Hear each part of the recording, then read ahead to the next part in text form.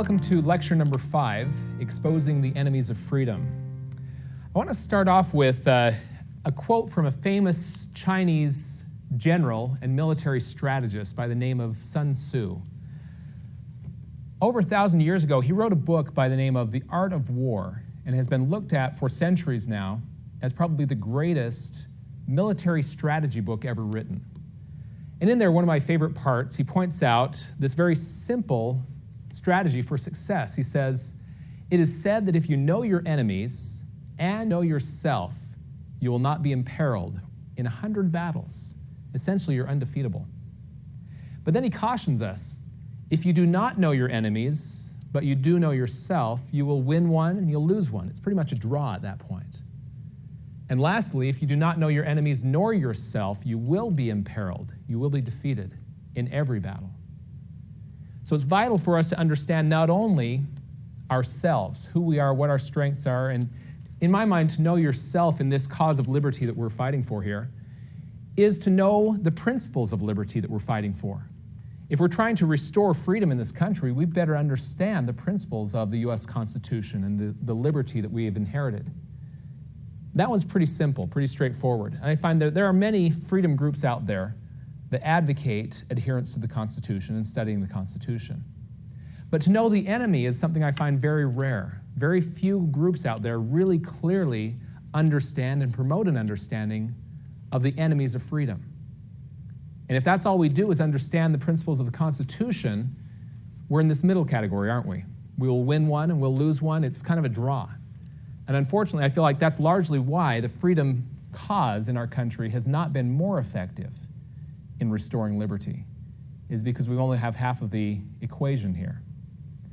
So with that understanding, I want to go back to something I mentioned at the beginning of lecture 4, and that is our pledge of allegiance to the Republic. When I pledge my allegiance to the Republic, you may recall one of the things I mentioned was that that Republic is defined by two things. It's built on the foundation of the Declaration of Independence, and then the structure that defines that Republic is the U.S. Constitution.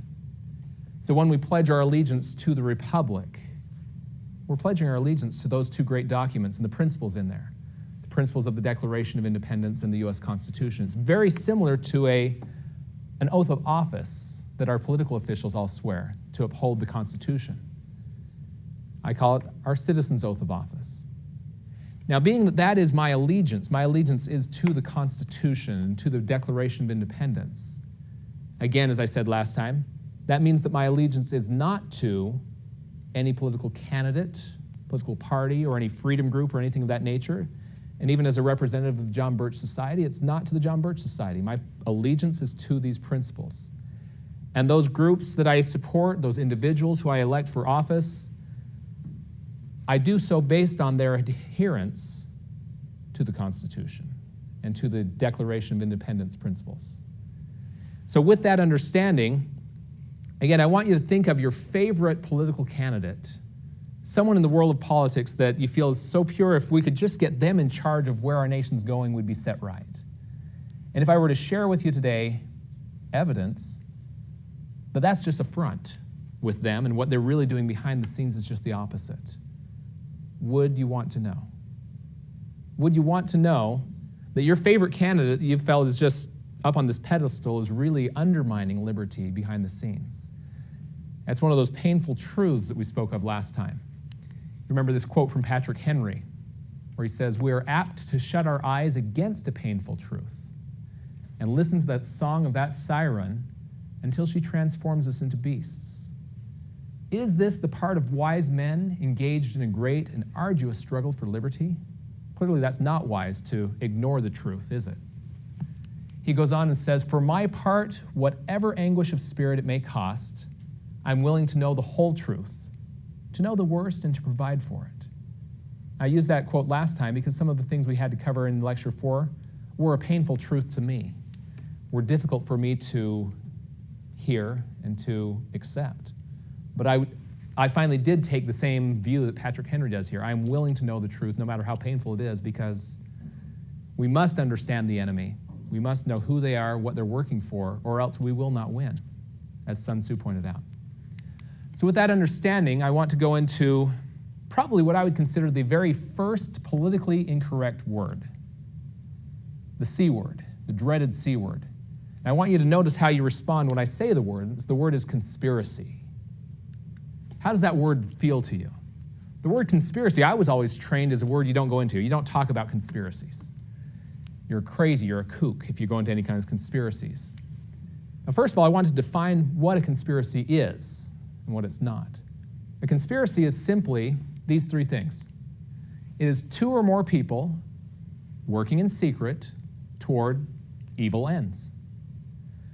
So, if a couple of us were planning a surprise party for Gloria here and it's secret, are we a conspiracy? No. I suppose that depends on what we have planned for the party, doesn't it?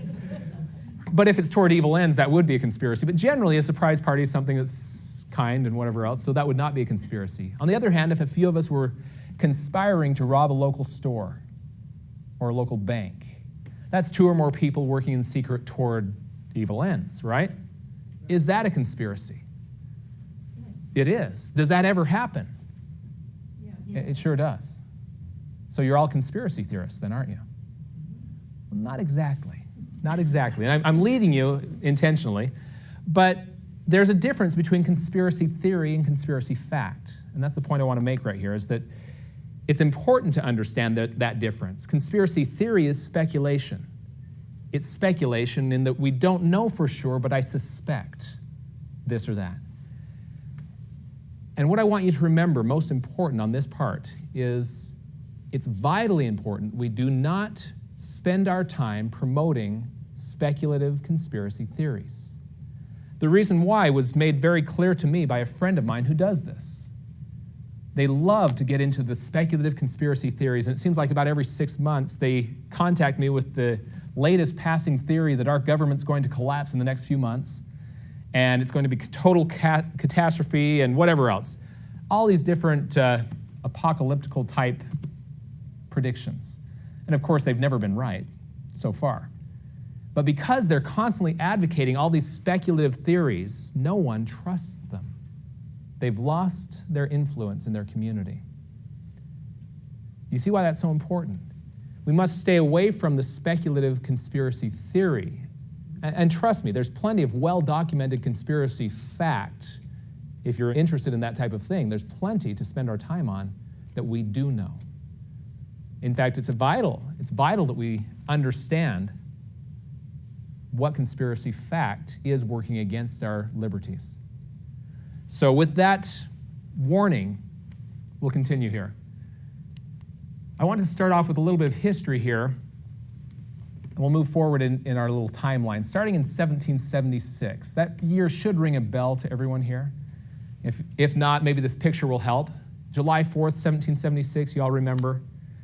Great day. We celebrate Independence Day, when our brave forefathers, 56 brave men, put their signatures on the Declaration of Independence, knowing that that was signing their death warrant.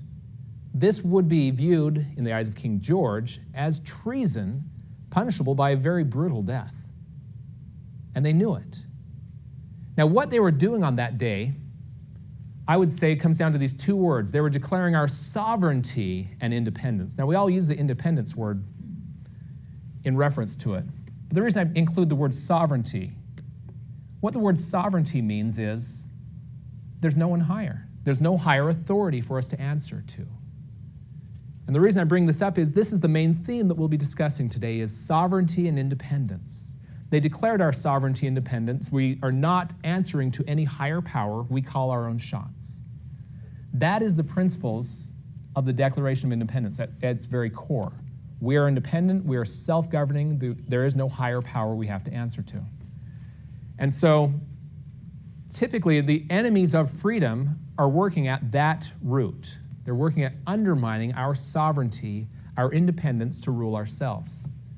For example, perhaps coincidentally, also in 1776, May 1st, 1776 is a very key day to be aware of on the other side of this issue, on the side of enemies of freedom. This man by the name of Adam, and if you're German, you'd say it Weishaupt, or Americans usually call him just Weishaupt. Adam Weishaupt created the Bavarian Order of the Illuminati on May 1st of 1776. Now, the Illuminati is one of those topics that I also must caution you on. If you did a little bit of an internet search trying to learn about the Illuminati, chances are you will find far more fiction and speculative conspiracy theory than you will find fact. Whether that's intentional or not, I don't know. But it is difficult to sort the fiction from the fact when it comes to the Illuminati. For that reason, I will go through some of what we truly do know and point in the direction of some good sources, because the Illuminati has been labeled as many different things. My favorite speculative conspiracy theory, which I do not believe, just so you know. I don't believe this one, but if you search on the internet long enough, you will run across the theory that the Illuminati is an alien race from the planet Draco. They're reptiles, cold-blooded, and they shapeshift to look human. They've come here to Earth to take over the world. Now, I have a hard time believing that one, and so it's vitally important that we stick with what we really do know, and there's plenty here. For example, this is some of their stated objectives, this list here, and I want you to briefly note this list.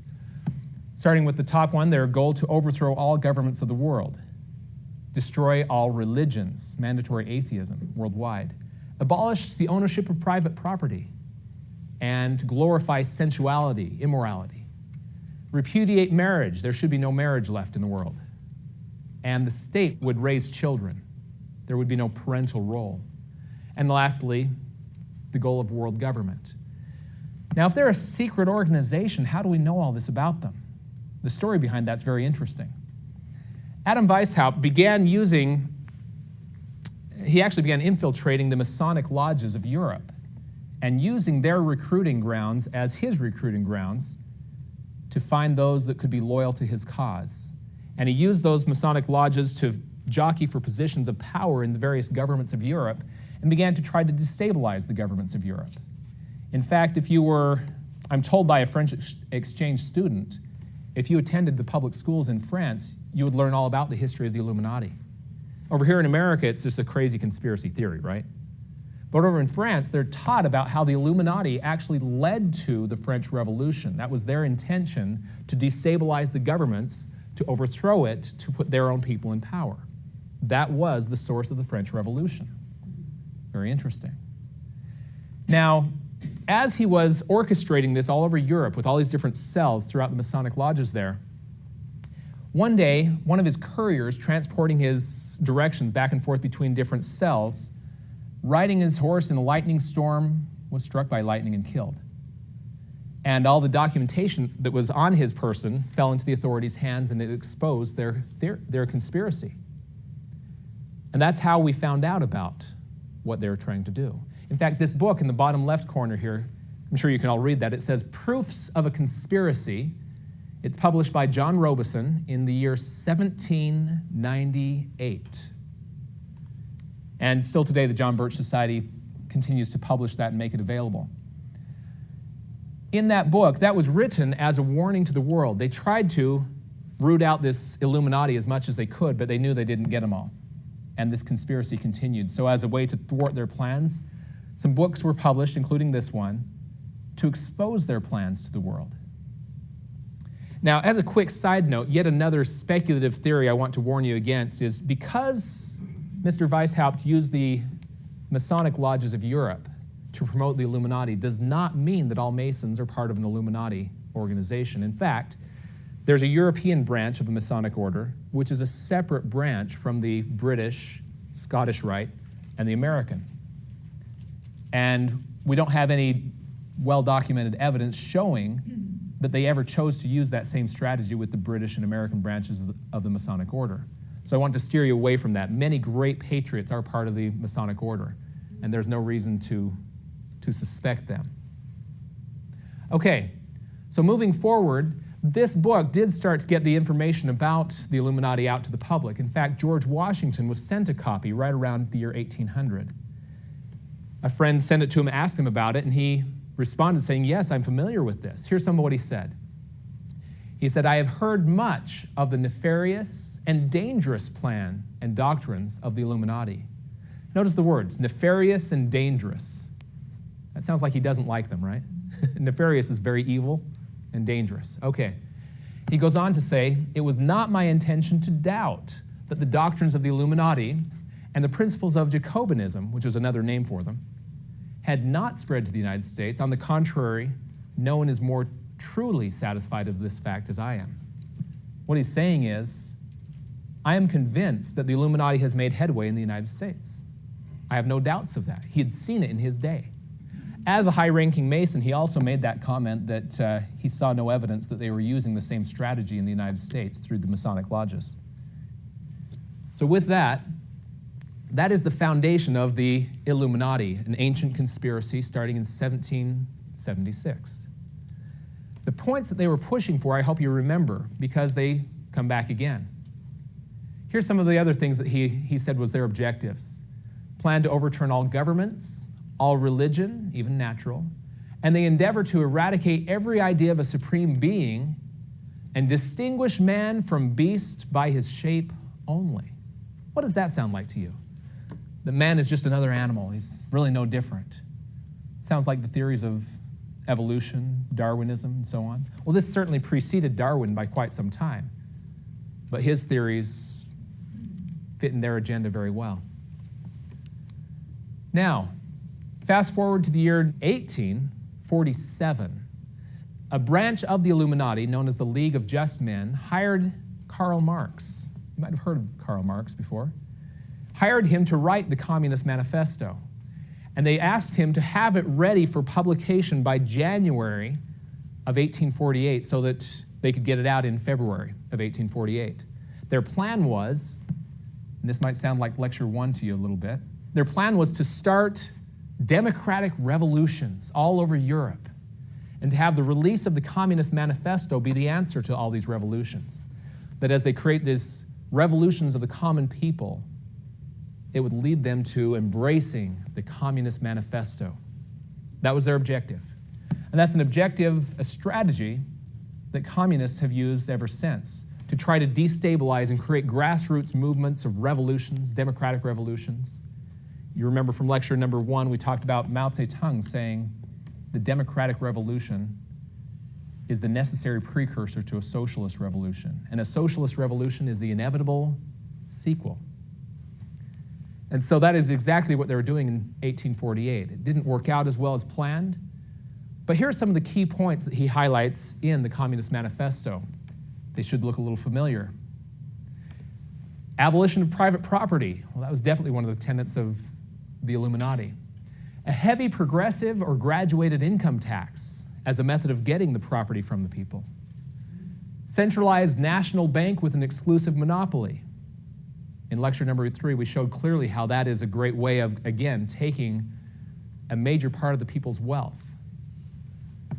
Abolish home education and replace with mandatory government schools, again, replacing the parents' role with the state raising the children.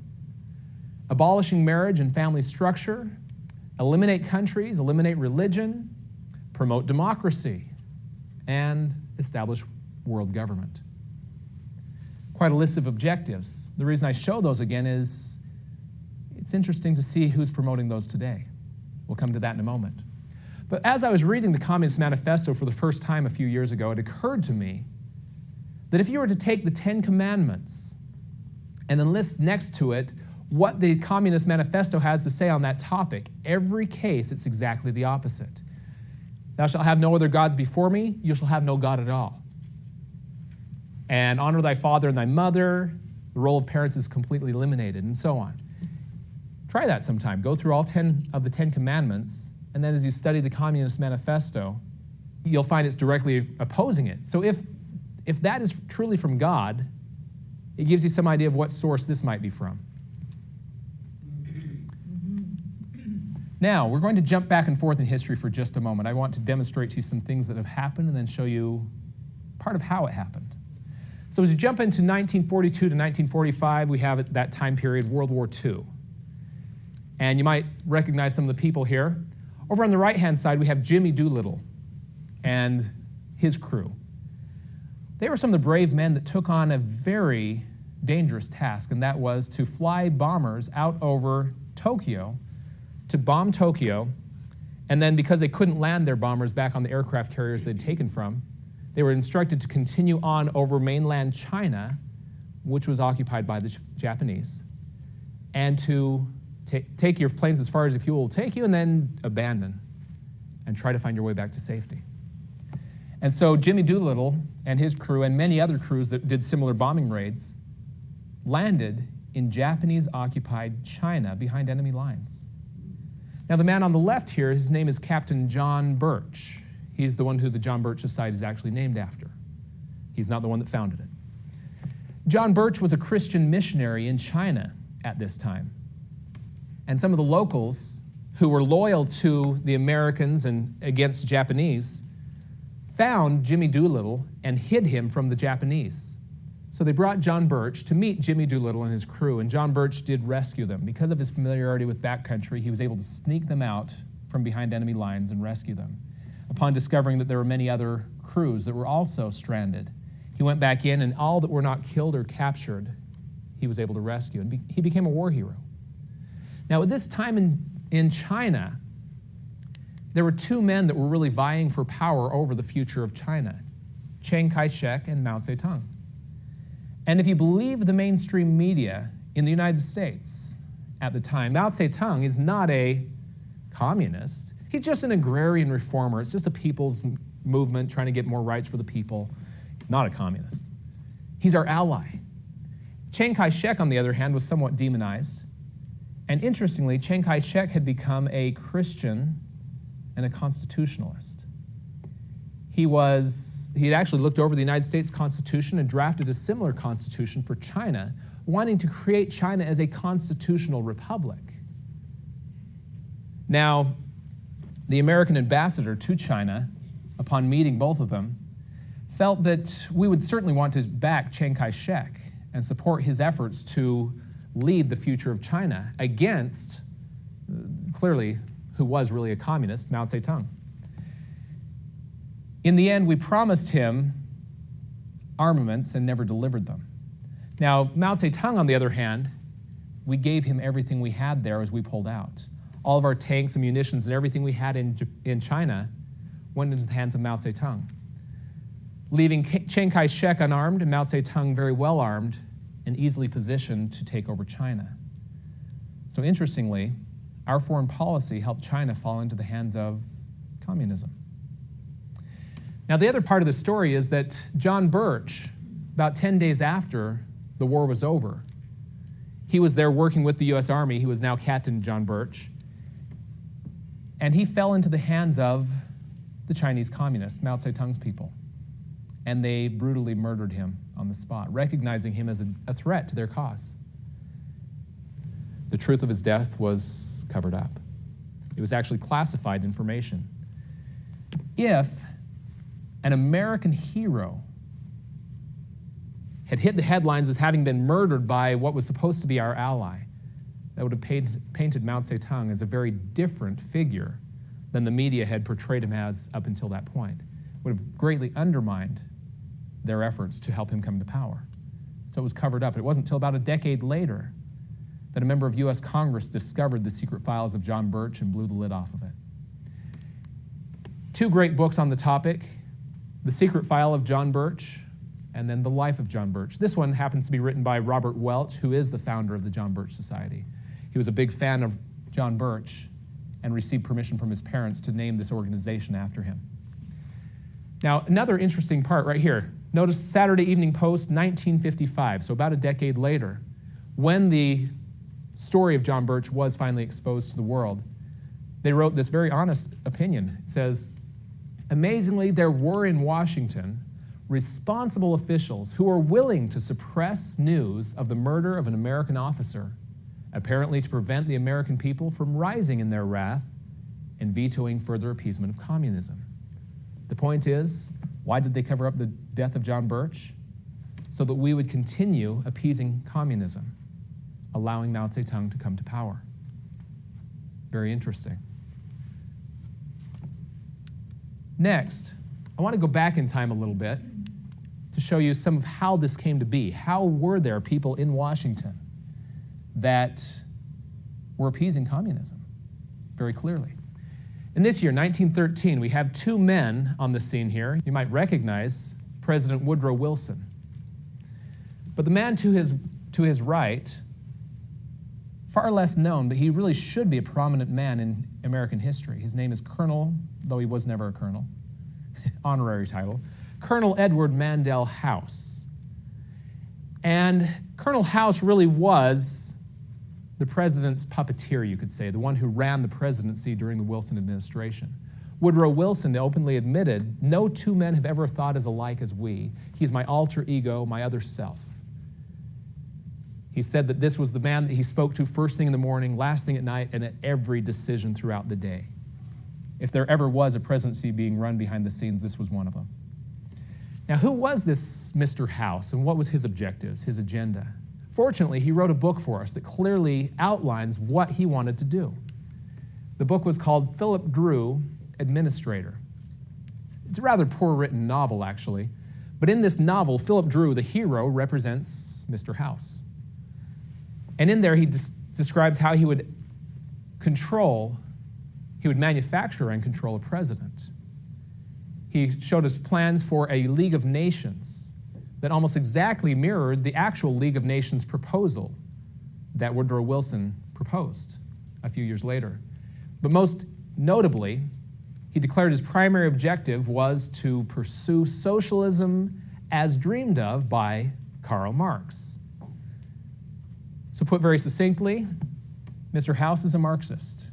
He's a socialist, a communist, whatever you want to call it. And he was pursuing socialism, pursuing Marxism.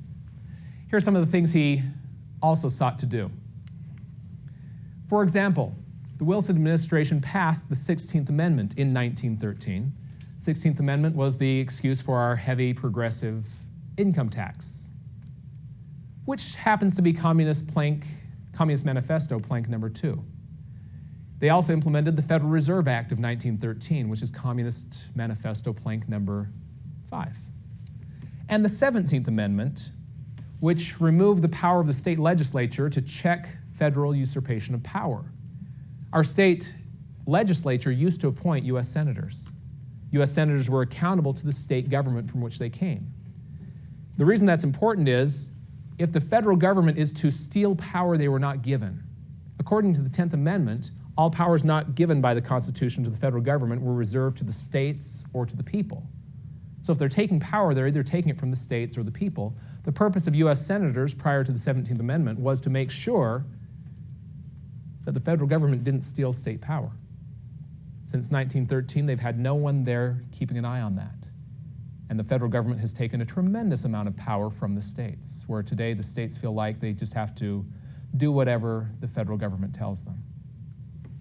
Very much reversed from the original system.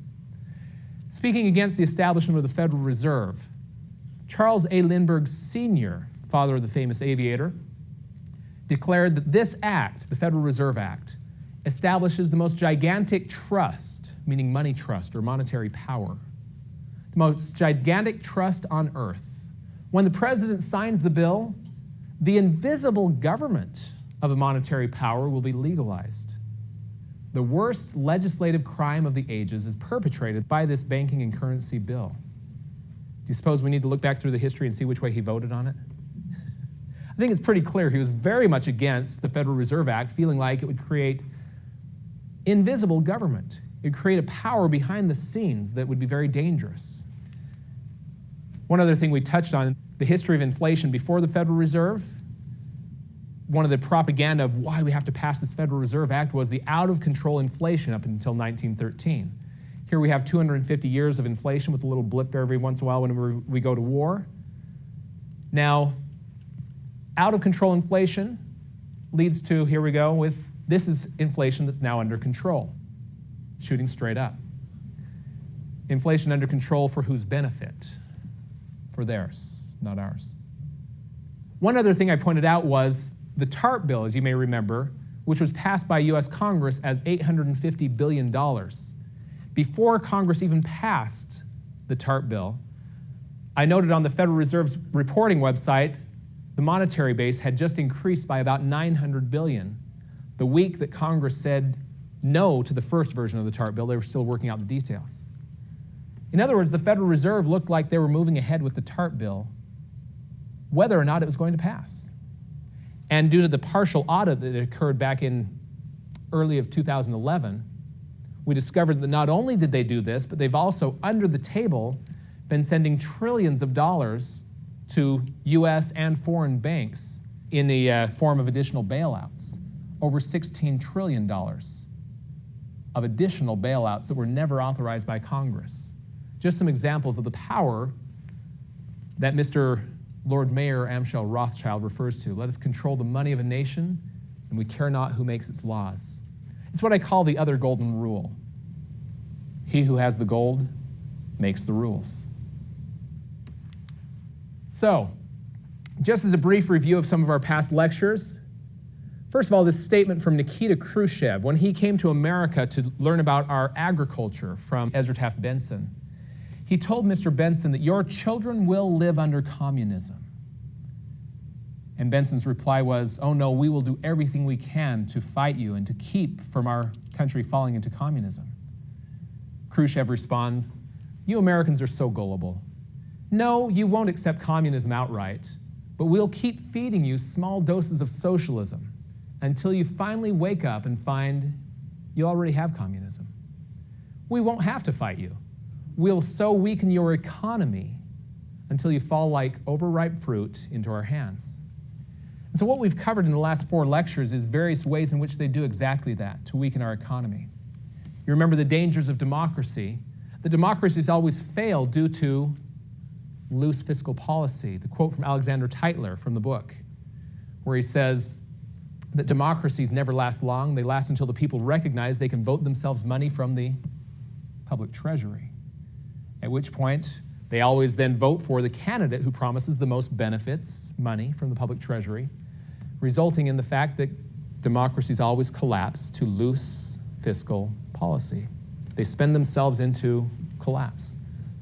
Look at Europe today, that's exactly what has happened. Europe is on the brink of financial ruin because they adopted democracy, which led to socialism, which is leading to their financial collapse.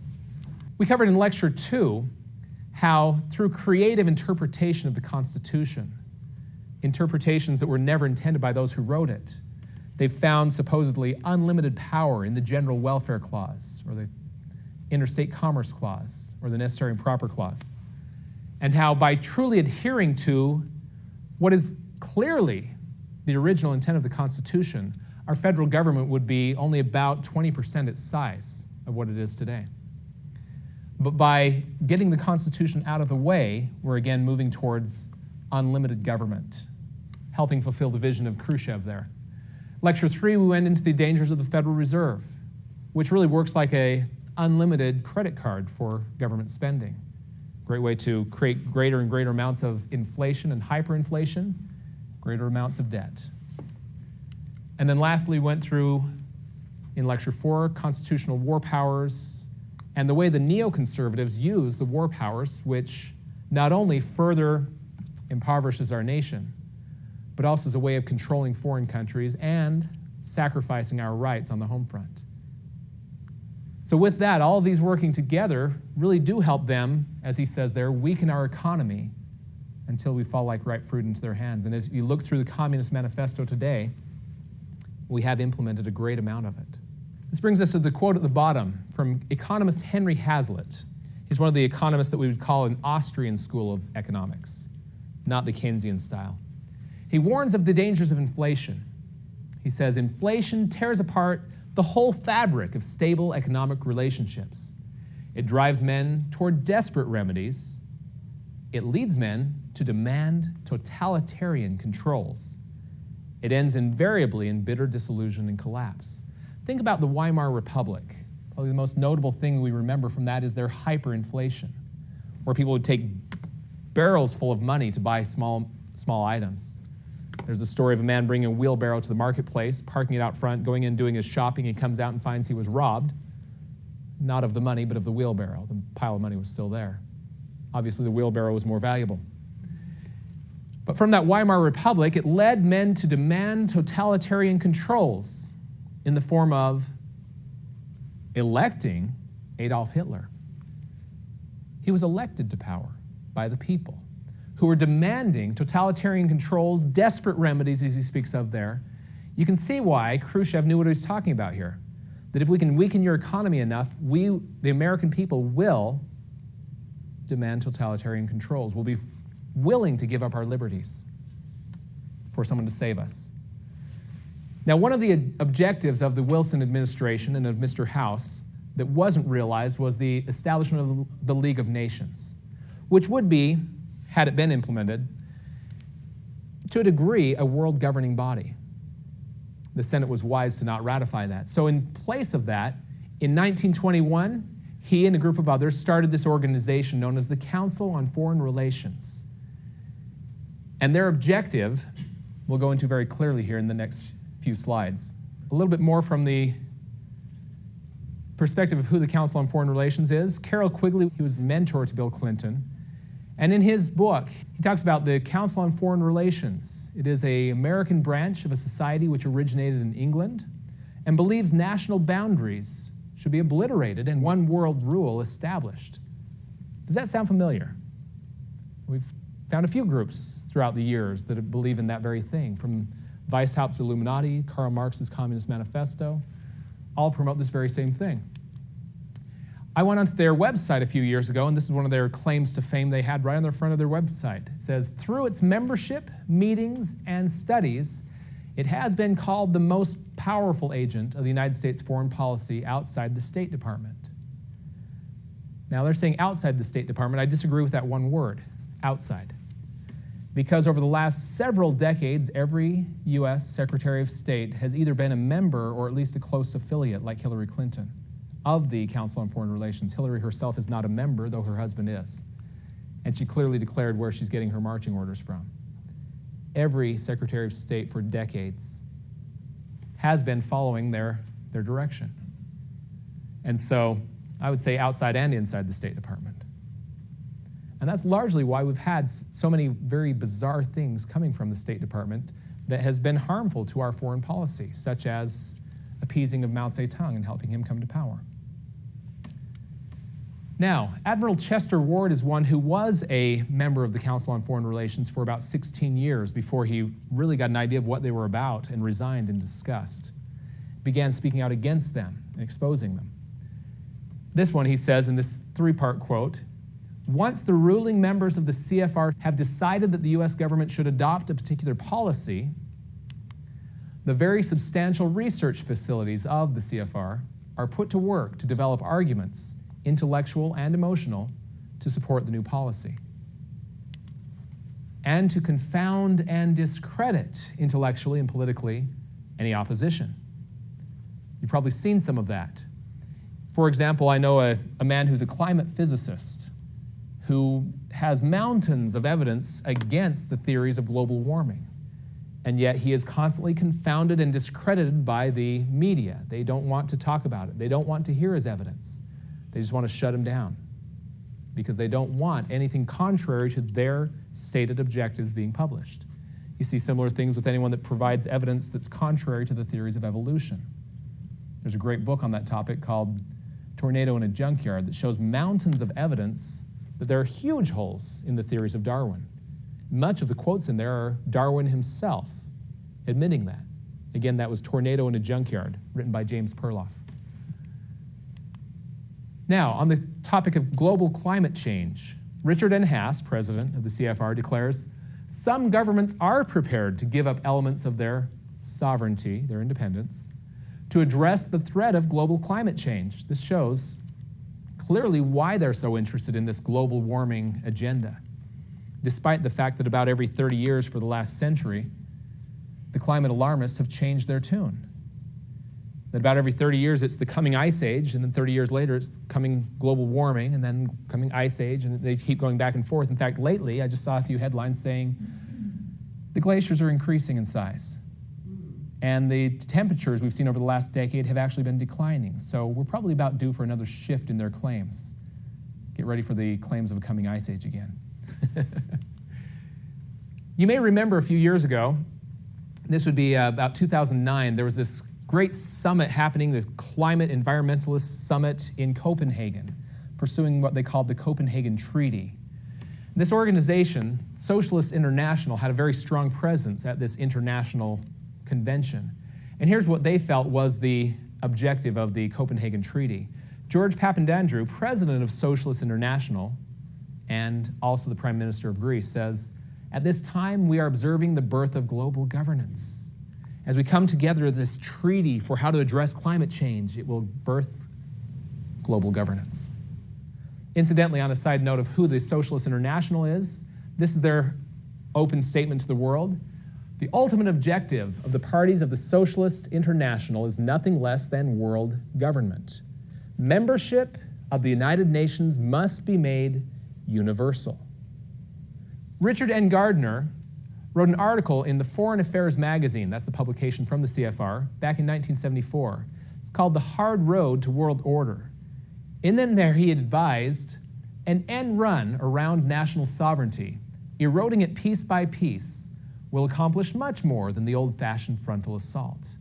We've got to erode it through the back door. That's exactly what we're seeing them doing through many different means. One of my favorite examples of that is the Agenda 21 objectives, that we can destroy your property rights secretly and through the back door in ways that you wouldn't recognize as a frontal assault. Two great publications on the topic. We have an article from our New American magazine called Council on Foreign Relations. If you go to the website, thenewamerican.com, you can look this one up. Also, an excellent book I highly recommend, The Shadows of Power. It's a U.S. history book that should be required reading for every student. It goes through the last 100 years of our foreign policy. It clearly demonstrates how not only did our foreign policy lead to communism rising in China, but also in Russia and in Cuba, and anywhere that any form of Marxism has taken root. Whether it's socialism or communism or whatever, our foreign policy has been there to help it happen due to their influence on our State Department and many times the office of the president. It's not easy reading in that it's sometimes a little hard to take. It's some of those painful truths that we need to be aware of. But it should be required reading, absolutely. That can be purchased on our website, shopjbs.org. Now again, going back to Carroll Quigley, you may remember I mentioned this one in Lecture 4. He says the two parties should be almost identical so that the American people can throw the rascals out at any election without leading to any profound or extensive shift in policy. In Lecture 4, we compared a little bit of the policy of Bush and Obama. The President Bush, though he pursued the warfare objective more so than Obama is, Bush also did expand the welfare front as well. Obama, though he hasn't changed directions, he's just changed focus. He's focusing more on the welfare state and a little less on the warfare state, though he's expanding that as well. The two parties aren't that much different. There's no significant change in direction here. Now, if you're not wanting to read his entire book, The Tragedy and Hope, which is about 1,400 pages, a concise version of it was published by Cleon Skousen. He's the author of The 5,000-Year Leap. This is known as The Naked Capitalist. And in there, he goes through and really gives you the highlights, or lowlights as it may be, from the book Tragedy and Hope. At the beginning of The Naked Capitalist, he shares a story about this lady. Her name is Dr. Bella Dodd. Very illuminating, I guess you could say. She was one of the top leaders of the Communist Party USA, and she was getting her marching orders directly from Moscow. Now, at one time, she found that at a crucial decision-making time, she was not able to connect with Moscow and get her directions, and had to just make do. Once she got back in touch with Moscow, she asked them, "What should I do in the future if I have a crucial decision to make and cannot connect with you?" They gave her an address at the Waldorf Astoria Hotel in New York and said, "Any of these three men can give you direction." And what she was shocked to learn was that the men at this hotel were not Russians, and they were not communists. These were three men who she looked at as the enemy. These were the American capitalist leaders. We're talking about people like Morgan and Rothschild and so on. And what she later discovered was they're not getting their marching orders from Moscow either. Moscow is getting their marching orders from these men. At which point she quit the Communist Party, deciding that there's something much deeper behind it. In fact, she said, I think the communist conspiracy is merely a branch of a much bigger conspiracy. And she no longer wanted anything to do with it. Very interesting. So moving forward to 1945, we have the establishment of the United Nations. Now, it should be noted that two men worked together in drafting the charter for the United Nations. There was a delegate from Russia, who, of course, we all knew was a communist. But we thought this was a good thing because he was working side by side with an American who would give the freedom perspective. Unfortunately, that American was Alger Hiss, who was later discovered to be a communist spy. So we had two communists working together drafting the United Nations Charter. One of my favorite parts to point out that very few people know is that the United Nations, while they do talk extensively about the importance of your rights, if you look at their UN Universal Declaration of Human Rights, they openly declare that rights and freedoms may in no case be exercised contrary to the purposes and principles of the United Nations. That means you can have your rights as long as they don't get in our way. I pointed out in a previous lecture that that's exactly the opposite of what our Declaration of Independence says, that our rights are unalienable. In this case, your rights are subject to our approval. Very contrary to principles of our nation. Another State Department crime, you could say. Back in 1962, Lincoln P. Bloomfield wrote a policy manual for the U.S. State Department called A World Effectively Controlled by the United Nations. This is their plan for how to get us completely subservient rather than sovereign. The very introduction, the first paragraph, gives you a good idea of what it contains. It says, a world effectively controlled by the United Nations is one which world government would come about through the establishment of supranational institutions. Supranational means outside of country boundaries. Characterized by mandatory universal membership. You must be a member whether you want to or not. And some ability to employ physical force so that you can be forced into membership. What would that be? That would be military force we're talking about there. Effective control would thus entail a preponderance, a massive amount of political power in the hands of supranational organization rather than in individual units, and would assume the effective operation of a general disarmament agreement. The countries must disarm at the same time as we create this ability to employ physical force on the international level. Now, this isn't the only time the State Department has published this type of a document. The year before, 61, this document called Freedom from War, published by the U.S. State Department. The subtitle, The United States Program for General and Complete Disarmament in a Peaceful World. At the bottom, I've given you a little excerpt from it. It says, the Freedom from War prescribes progressive, controlled disarmament of all nations of the world to a point where no state, meaning no nation, would have the military power to challenge the progressively strengthened UN peace force. The most powerful military in the world should be the United Nations, and no country would have the ability to resist them. That's the plan. All in favor? No, thank you. In addition to that, if you're ever wondering what the United Nations position is on our Second Amendment and our right to bear arms, they have this statue out in the front of their building in the U.S. headquarters, which, yeah, you might think that's just a new design for how to shoot around corners. But I think it means much more than that, doesn't it? Another great book on the topic, The Global Gun Grab, which shows clearly the United Nations campaign to disarm America. They clearly want us disarmed. You remember from lecture number 4, I had a quote on the topic from Mao Zedong where he says, political power comes from the barrel of a gun. They clearly want that political power in their hands, not in ours. So today, who are the enemies of freedom?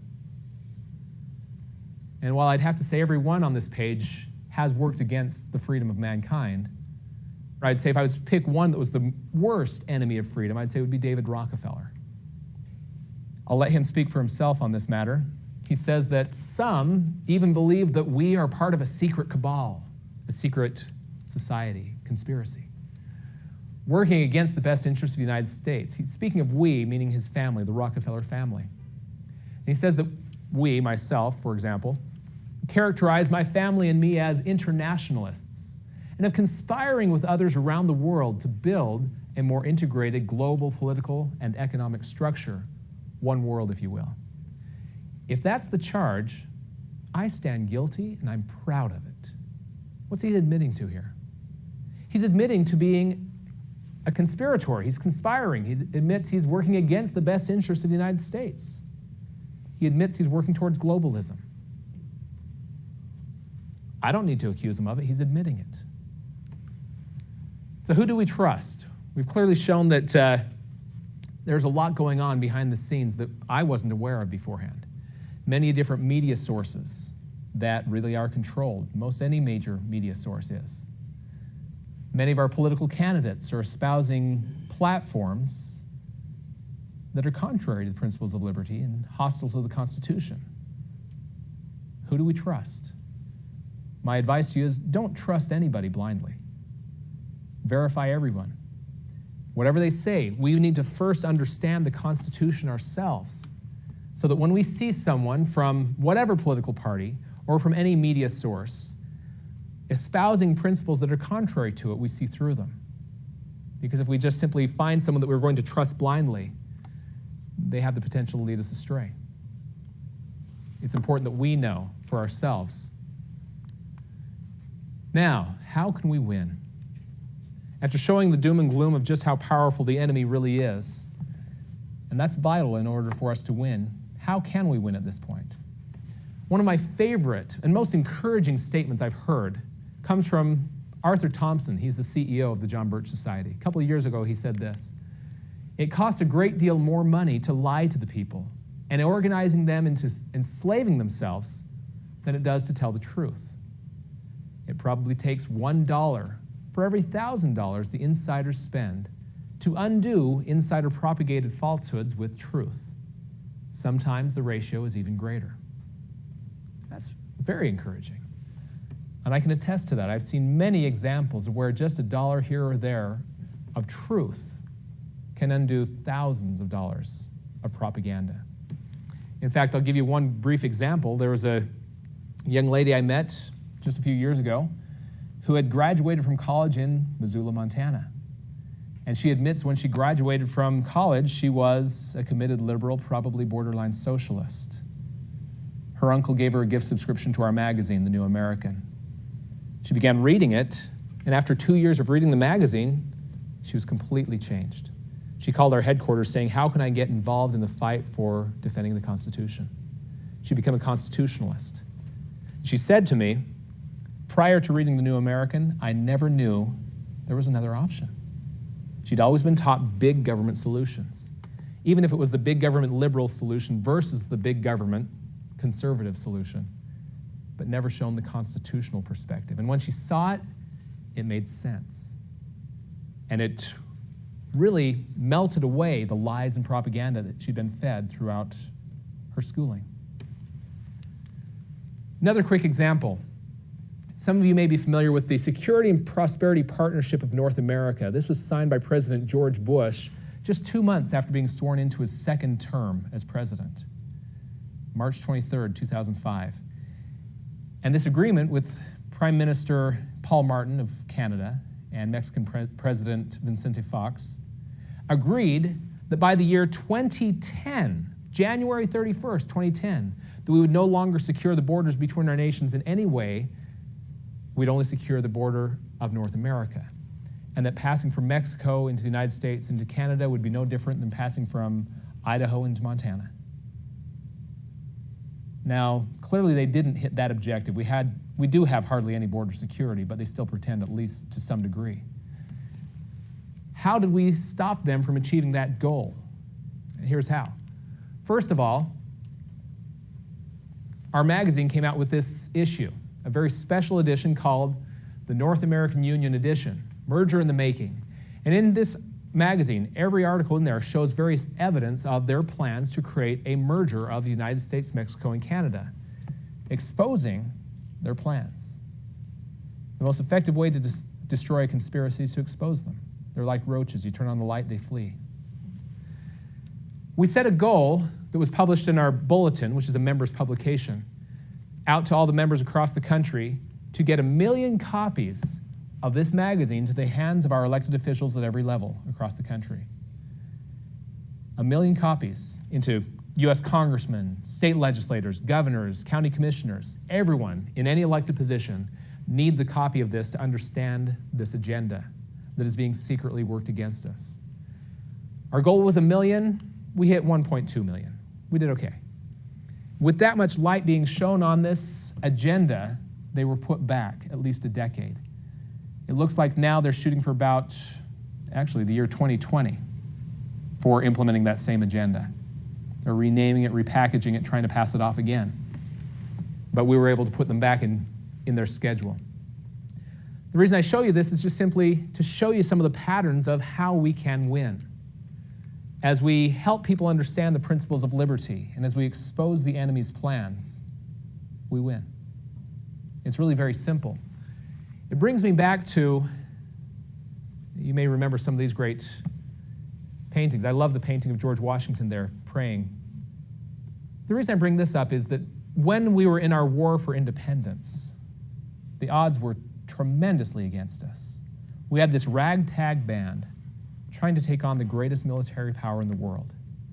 Historians estimate that only about 3% of the population were the ones that were vigorously fighting for our freedom. Only 3%. And yet with that, we saw many great miracles that came to our aid. I'll tell just one. I sometimes give lectures just talking about the miracles that made America.